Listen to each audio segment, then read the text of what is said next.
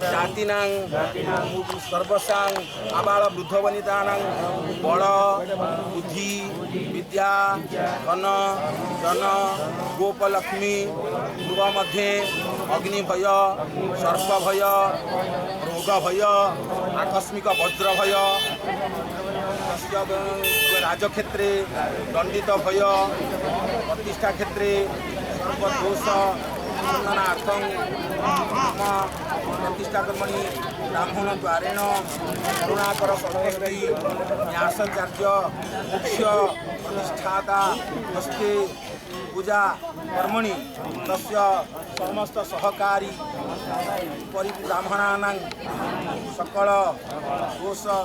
खंडनपूर्वक अधिकार प्रतिष्ठा अधिकार प्राप्ति निमित्तम आमे ग्रामवासी संकल्प करुअछु 5 दिन व्यापी पूजा रे आमे आबाल वृद्ध वनितानां समस्ते संकल्प सहयोग मनरे द्विधा द्वंद्व न भय